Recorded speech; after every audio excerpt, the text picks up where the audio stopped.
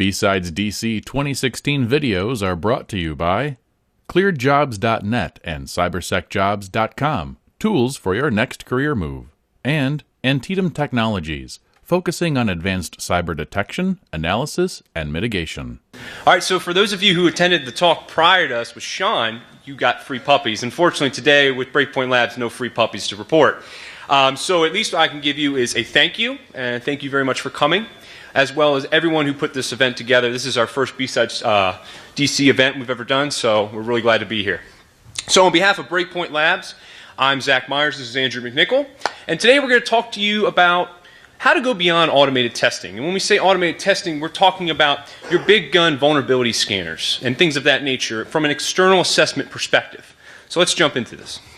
So here's an agenda, a high-level overview of what we're going to cover today. I'm not going to bore you and go dot by dot, but essentially we're going to talk about the methodology and practice that we use in any external assessment. We also will kind of heavy in on the manual testing aspect and why it's really important. So when you run these automated vulnerability scanners, you don't just stop there and then hand the report to your customer or just reduce false positives from the automated scanner. You actually do some manual testing. And we're going to go into some really good examples of how you do that and how you go above and beyond and give them that actual great report that they're looking for. So who am I? Like I said, I'm Zach. This is Andrew. You can find us on Twitter at the following Twitter handles: Bear Munch PrimalSec. Essentially, we're security geeks by nature. We're red teamers at Breakpoint Labs. There's our handle there for Breakpoint. We're bloggers and podcasters and contributors to the Primal Security blog and podcast. So feel free to check that out. We just recently released a new blog the other day on SMB Relay with Nessus and how that's a fun attack vector. We're certification junkies in a way that we have a lot of different certifications from OffSec and SANS. We respect them all very, very much. Our go-to scripting language is mostly Python. We love capture the flag events. We love to mess with vulnerable VMs, so anything on VulnHub, we'll try and test it and try to figure it out, create our own little walkthroughs personally, and collaborate with our team members. We also love to constantly learn. So anyone who's in this industry, you understand we're always at an uphill battle. We're always learning and evolving and always trying to get bigger and better. So that's why we love this industry. I'm learning something new every day, and I'm always getting something from other people. So I don't know everything, and I will never claim to know everything. Andrew's famous line is, "What I don't know could fill books." So we live by that motto, yeah. And we also like long walks on the beach. And if you do too, or by the pier, come join us at Knapsack. It's a recent group that me and another guy from Lars started. Essentially, we just meet up. It's a happy hour, meets once a month, usually the third Tuesday of every month in downtown Annapolis. It's just a network event. We talk about different things. If it was recent, as anyone knows here, Dirty Cow just came out, so that kind of kept some people up, Linux admins at night, and the like. So we probably would have talked about something like that. But it's just a good way to get to know people and network and just have a beer or two. So overview. So we want to share our experiences with external security assessments. Essentially, the motivation behind this talk was pretty much frustration, to be honest with you. The higher powers that be always asking us, when is the scan done? Have you completed the scan? How often is the scan occurring? We hear this all the time as people working in InfoSec where everyone just thinks everything's a scan, but it's not. There's much more to it, and we're going to kind of cover that. Whether you're a red teamer or a blue teamer, I hope that you walk away with something from this talk. Automated testing, when I say automated testing throughout this thing, and Andrew does too, think of running a vulnerability scanner because you kind of add a definition, whatever term you want to call it. Manual testing is everything else that you're going to do beyond the scope and going beyond that automated vulnerability scanner. And we're going to pick up on that definitely throughout. But I always think it's a cool little note. Department of Homeland Security reported that 67% of high-impact vulnerabilities actually were found through manual testing and not signatures in vulnerability scanners. So I like to land that point, especially with customers. So how do you go beyond a scan? Well, first of all, you have to have the right mindset. And that's basically you're going to fail a lot more times than you're ever going to succeed as a pen tester. You need to perform recon and mapping. You need to find your footprint. You need to know what you're up against. And you need to find out all the content that's available to you on the internet. You need to run these automated testing. We are not going to bash automated vulnerability scanners. Every single person in this industry runs them. And we run them too. But you need to run the right tool for the right job. And then you need to really go in and go in depth with your manual testing. And this is where we really want to understand and identify and fuzz all areas of user input that are being passed to the applications and the like on the internet. We want to research the technologies and the versioning associated with these technologies. Sometimes it's just a simple, Joomla version exploit DB.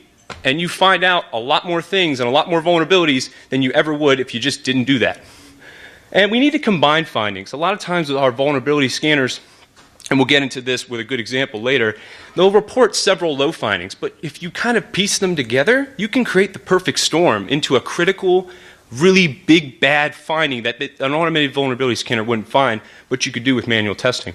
We also need to remove the false positives and abuse all the features that we find with these things on the internet. And then we need to take all this fun stuff we just did and put it into a report. It's our favorite part as being a pen tester in any assessment. We always love to convey everything we found because that's what everyone pays for, is the final report essentially. But we need to make sure that we convey it to the business impact as well and know what keeps up these firms at night. So with every method to a madness, you need to have a methodology.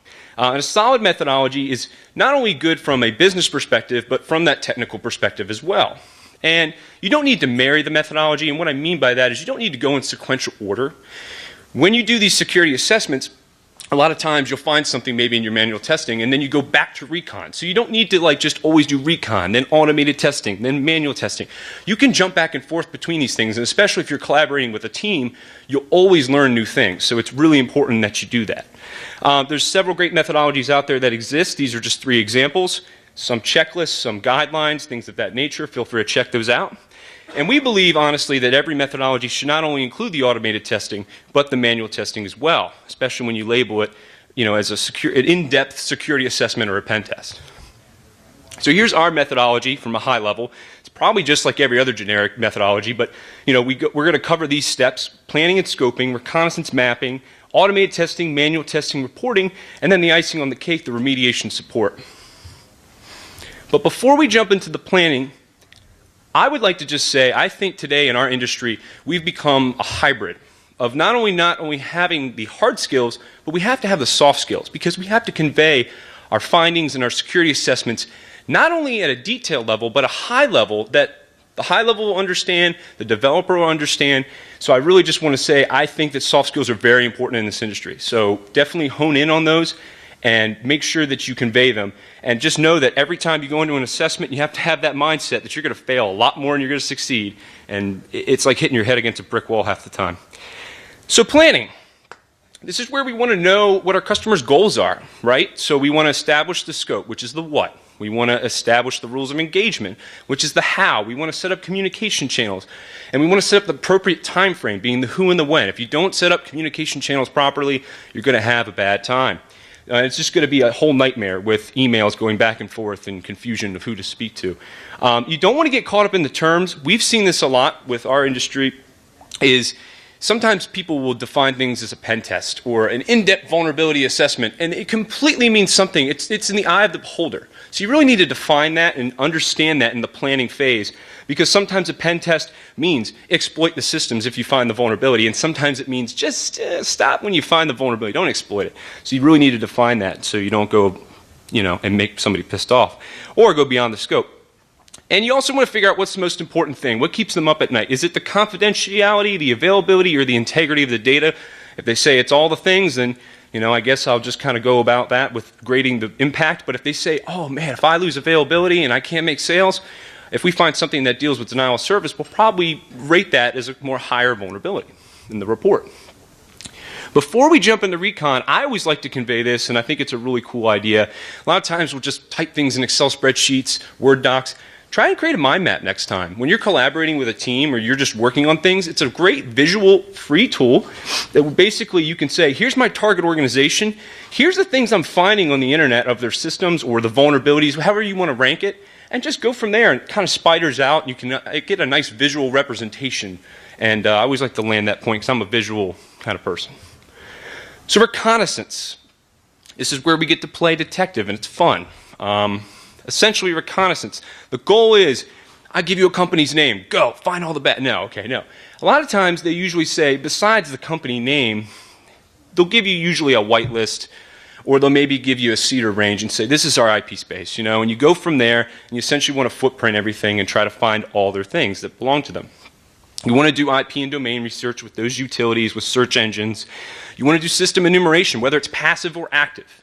You want to do subdomain enumeration, and you can do that through search engines. You can do it through certificate searches. Fierce is a great tool as well.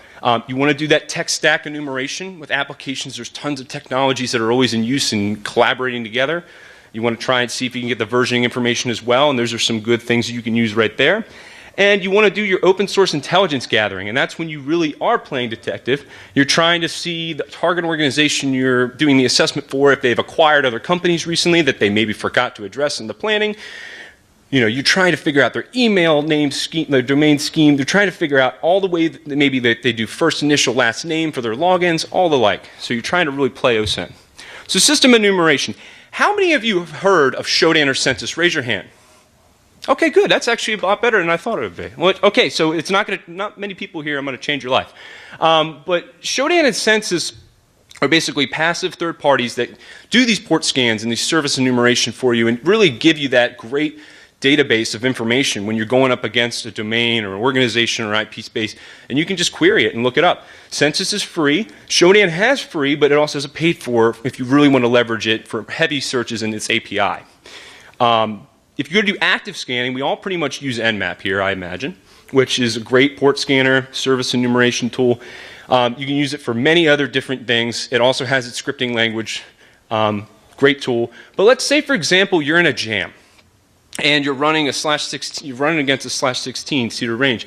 Nmap may take several hours to get you back data. Well, try mass scan in your next assessment. It may take you only a minute and get you results that are pretty comparable.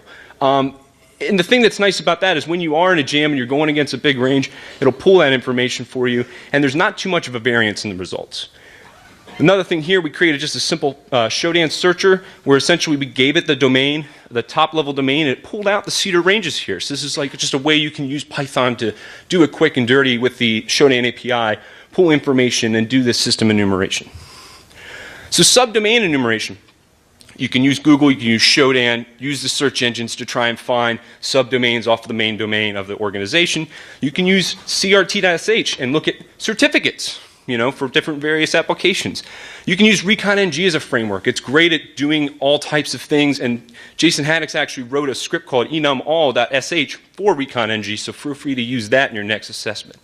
And you can use Fierce. It's a golden tool that basically does, it tries to do DNS zone transfer, it tries to do brute forcing and enumerate subdomains, so it's a really good golden tool to use. Tech stack enumeration, this is really important as well. And we're going against applications. There's various ways we can go about this.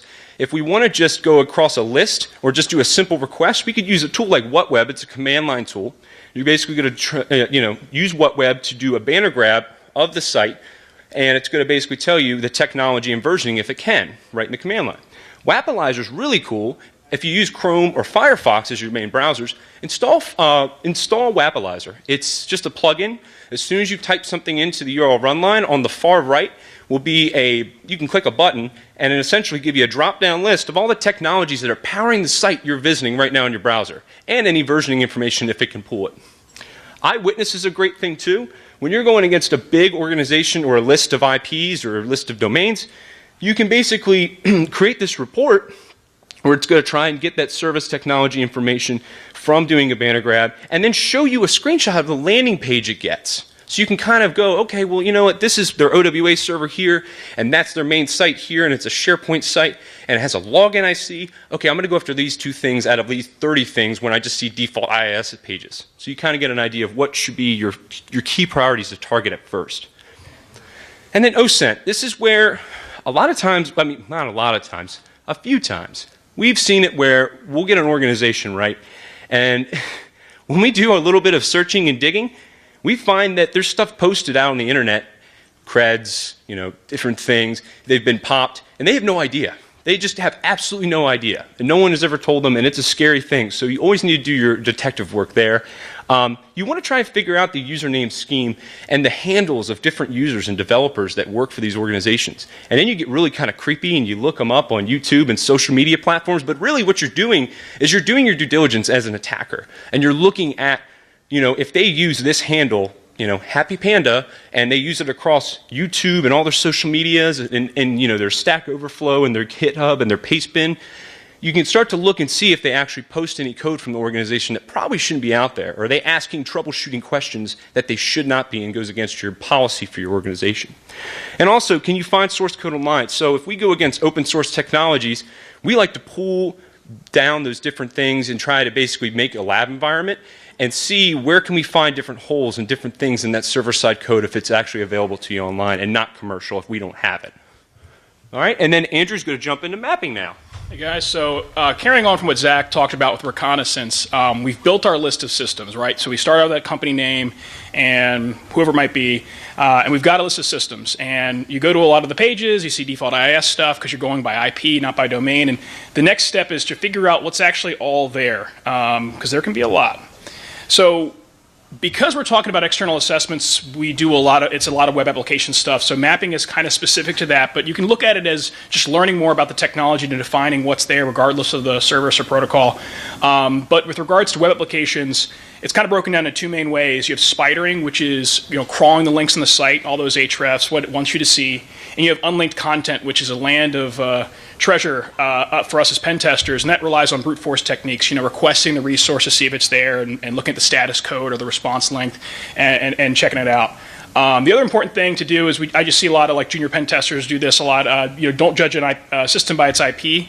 When we talk about, you could put the IP in the browser, shows you back very little. You might need to actually know where the content's living, that unlinked directory, or you may need to reference it by the domain name for virtual hosting. So there's some important things to keep about when we switch from the port scanning option, which is more IP-based, to the application mapping, which is a lot of times domain-based.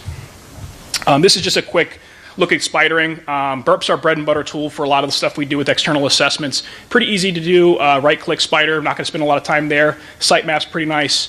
We will, however, talk about some of Burp's additional features, which go into the Pro version.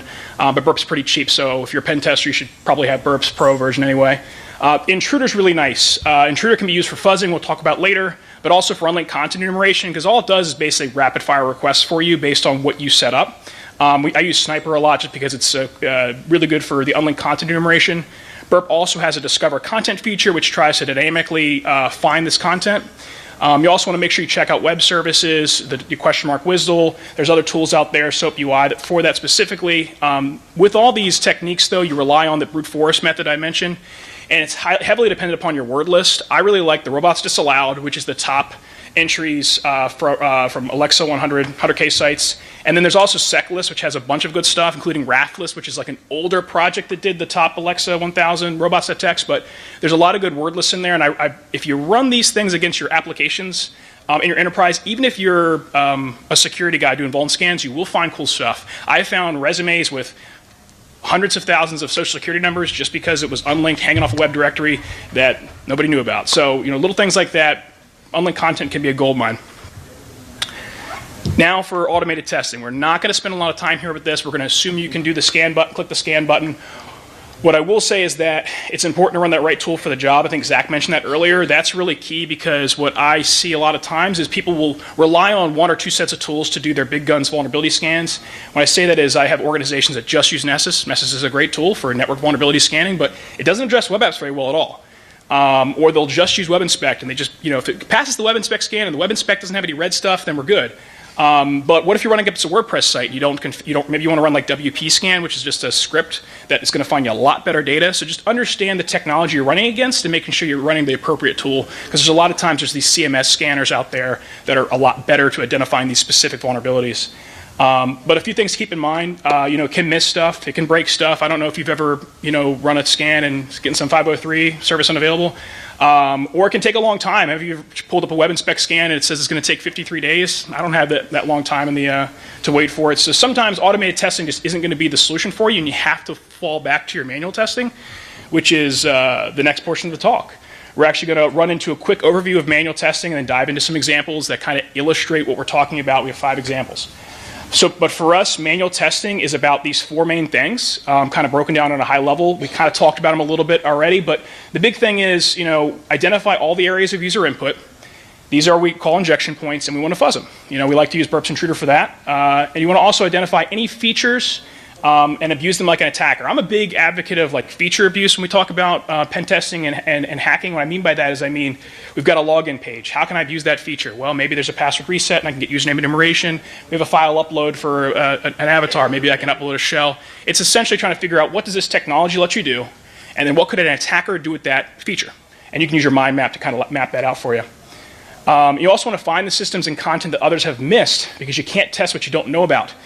We get a lot of wins on our pen tests, not because they were super cool low days, crazy stuff, but a lot of times just because, I didn't know that directory had stuff from 1999, PHP code from 1999. Last pen test, I got code execution across the enterprise because the PHP code was living in some weird directory from 1999. I got really excited. Copyright 1999, I was like, oh, yeah. You got to. But, so it doesn't have to be something crazy. You just have to find what's there. It was on the internet, you just have to look for it. And then continue to ask yourself, what happens if I try this? You have to be creative. I think we go back to the whole thing, we're going to fail 1,000 times. You have to keep asking yourself, because it's very easy to say something's not vulnerable and go back to Facebook or YouTube. And as a tester, we need to isolate ourselves and get in the zone and do that John Wick, mode, and keep asking yourself these questions. Here is another example of how you might identify how your input's being leveraged to fuzz appropriately. This does not cover all vulnerabilities, but it covers some pretty high ones, pretty common ones. So is your input landing on the screen, right? That's something I'm going to look at that and say, if my input's on the screen, I'm going to test for XSS, script alert script, that didn't work. Maybe a JavaScript event handler, that didn't work. All right, then I'll throw it to Burp, and I'll use a custom, Jadix has got some XSS fuzz lists, which are really nice, and I'll go through some custom fuzzing. Is it calling on stored data? I'm doing a search. It's a little harder to know from a black box perspective, but you can test for SQL injection. There's a lot of ones here. We're going to go through a couple of these. A file inclusion example, really cool. But this is just essentially start to think about how your input's being used so you can fuzz appropriately. You're not just throwing random lists at stuff. You're trying to actually figure out, okay, how can I misuse it? As I mentioned, Burp's our go-to bread and butter tool for fuzzing. This is a screenshot of Burp Intruder. If you've never used it, you basically define injection points inside the request, and then you can later set up your word list for those injection points. As I mentioned, FuzzDB, SecList have got some good options for you. Burp has some built-in ones as well. But the big thing is just understanding, how the input's being used so you can, misuse appropriately. And if you're not using Burp Pro, Intruder's going to run really slow and drive you nuts, and you're probably not going to want to use it, but Burp Pro is inexpensive, so. All right. Cool, and now this is the moment where we're going to get really into what we're going to talk about. Andrew might break a sweat, he might go crazy, but we're going to really go over 5 cool manual testing techniques of how you can go above and beyond automated testing. So this is when we're going into our Wreck-It Ralph mode. All right, so example 1, feature abuse. All right, applications. A lot of times developers and just people in general, content management systems, they try to get crazy. They try to go, all right, well, I really want to make some form-based contact us page and have my application send an email on behalf of these people and not just do a simple mail to, right? Well, that happens a lot. So contact us fields, feedback forms, look for all these different things, capture that post request it's making when you submit these different form fields in the UI, and sometimes you're going to see some hidden parameters or different things that are client-side being passed as well that you wouldn't see in the UI. And a lot of times people overlook that because they go, oh, no one's ever going to capture my stuff in a proxy, but attackers will. So you need to look at that. And it sounds very simple, and it is. Essentially, we're going to do SMTP injection. So how excited would I be if I told you I found a site where I can send an email on behalf of that site, and I can control, it says I can control the to line, in the UI, I can send it to anybody I want, but I can control the from line, and I can send it from probably the CEO of that company. I'm pretty excited, right? Okay, so I find that there's a site admin and a subject parameter being passed in the post request client side, but it's not in the UI, it's trapped in our proxy, and I can essentially send it from anyone I want and change the subject line to anybody I want on behalf of your web server. So thank you very much. You didn't do a simple mail to. You tried to go above and beyond. Example 2. Essentially here, this is where we're going to combine our several findings, right? So we're going to say, all right, our vulnerability scanner said we can get a username enumeration from the login. There's no automation controls, so there's no lockout in place for the login. and maybe the password complexity was low. We found that out from crawling the site, and we saw that only 8 characters and 2 numbers are, required for the complexity. When we piece all these 3 things together, they're all low findings, they're separate findings, and maybe an automated vulnerability scanner. But when we piece them together and we do our manual testing, we can actually create the perfect storm of an account compromise. And this is where it gets fun. So ways to identify these things is, password reset features. Basically saying, I want to reset this admin. I'm going to try admin as a username.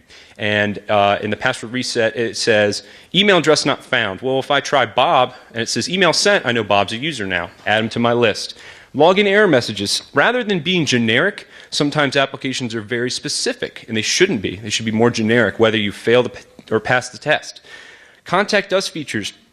I've had it once where it said, which admin, and gave me a drop-down list of all the admins for the site. Do you want to send this to? Thank you very much, Contact Us page. You just told me all your admins, adding it to the list.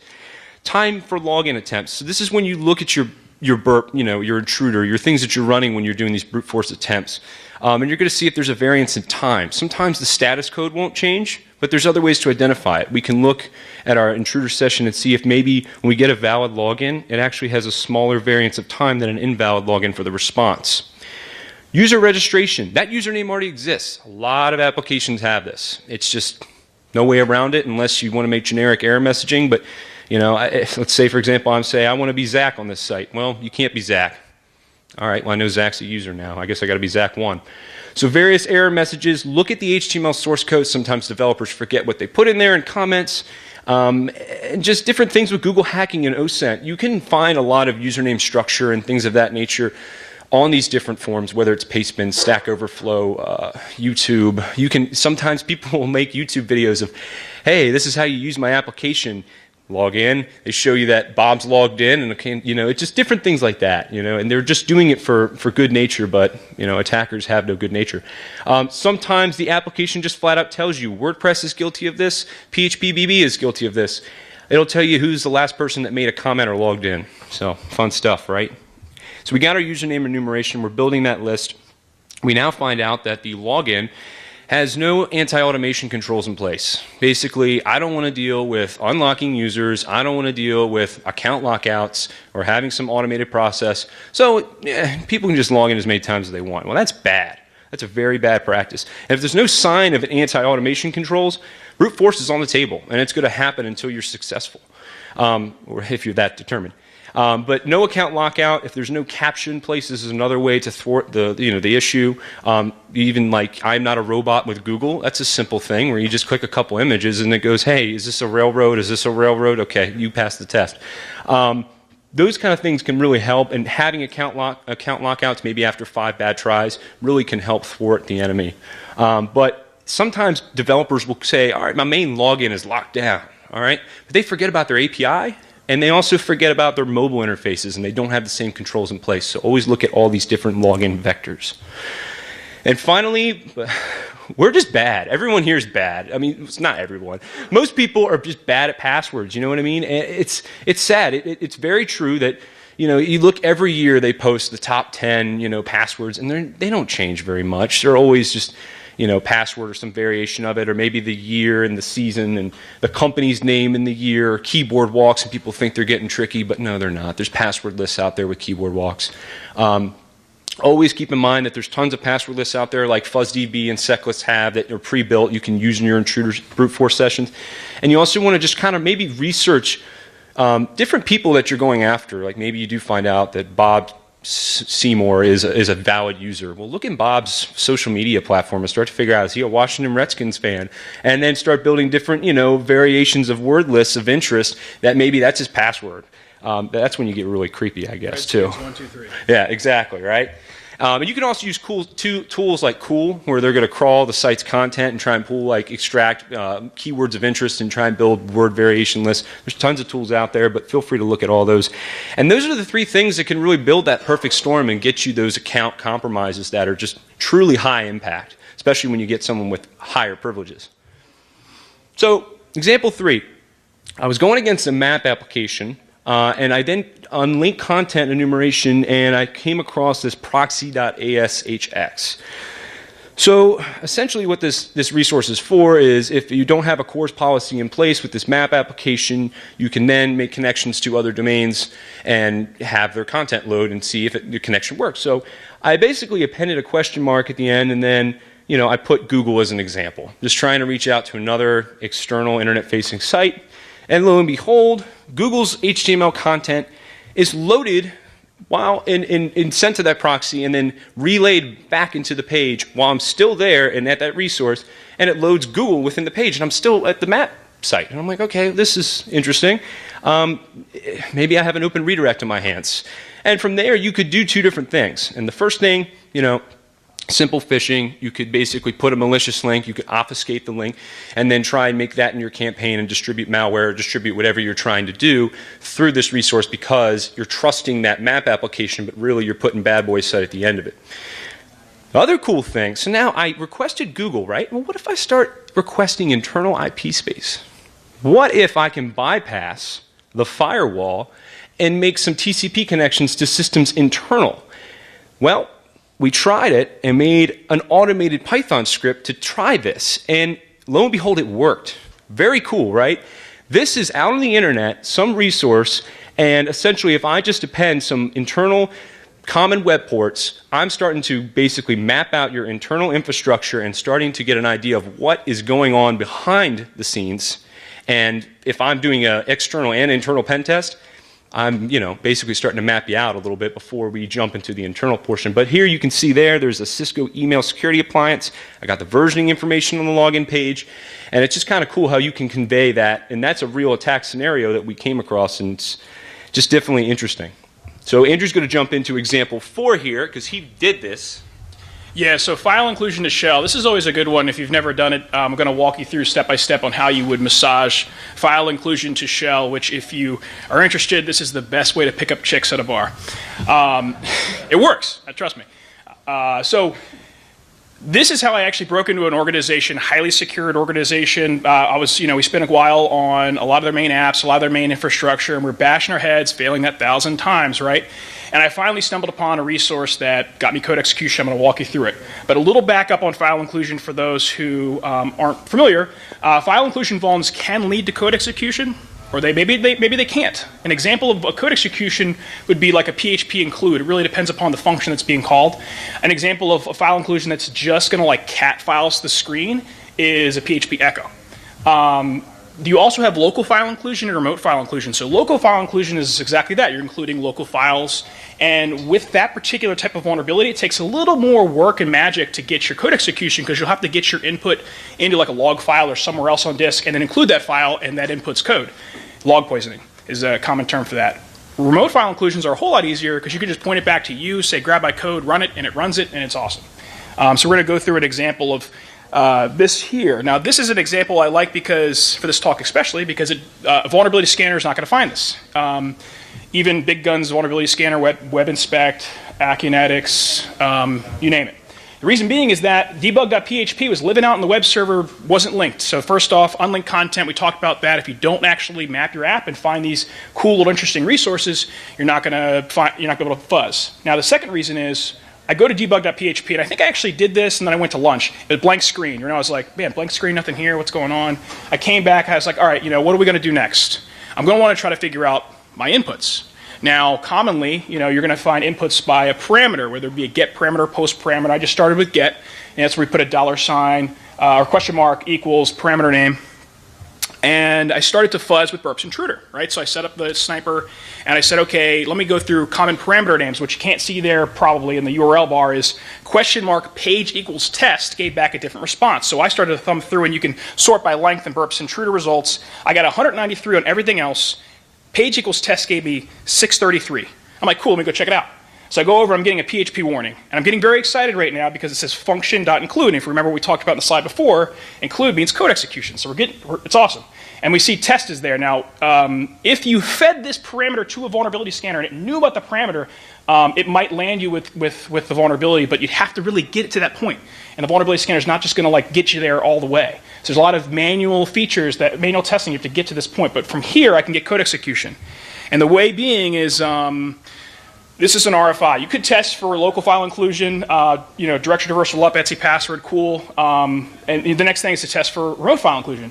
So I just pointed it back to myself, my attacker box, set up a little Python simple HTTP server. If you're a pen tester, this is a great way to get a quick web server up. So the first one there, number 1, is the request I'm making to the server. Number 2, is it fetching my code for me? And number 3, is it running and telling me the result? The code I was just running was a quick system ID command, and I'm getting code execution, which is really awesome. In real life, this was actually running a system on a Windows box, so it's like Mimikatz and spray everywhere at that point. It's awesome because that was on a web server for like a really long time, and it had gone through many pen tests, many security assessments, many vuln scans, and never been found. But these are the kind of things that your manual testing and your kind of hunting mentality and you're not giving up can find you these gems that just, you know, aren't that hard necessarily when we look at it on the slides there, but it just doesn't get pieced together without the human interaction. The next and last example is email spoofing. I bring this up because I find this a lot actually, believe it or not, and vuln scanners don't do a lot of this testing very well because you need to have an email server set up to interpret it. So you need to be able to basically see if I'm sending in some input, can I get an email back? And how many vuln scanners here set up their own email to see if they're receiving an email in the inbox? Not a whole lot. I don't know of any. Could be some out there. But the first step to do email spoofing, this is a quick slide. Step 1, I'll find the mail servers. I'll run a host command, get the mail servers. And I'm actually hacking myself here with the Primal Security blog. I think it actually is still vulnerable.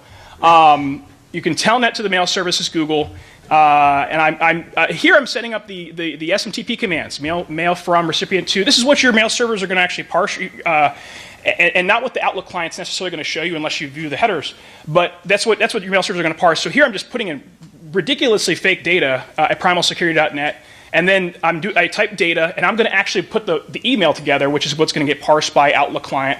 And I'm putting in additional headers at the from header, the to header, the stuff your users are going to see, the subject line, demo for Contalk, take a look, I spoof the email. This is how I find this a lot. And what I'll do is I'll play around with. Sometimes I can't spoof the step 3 headers, but I can spoof the step 4 headers, and the user still clicks stuff. So it's cool.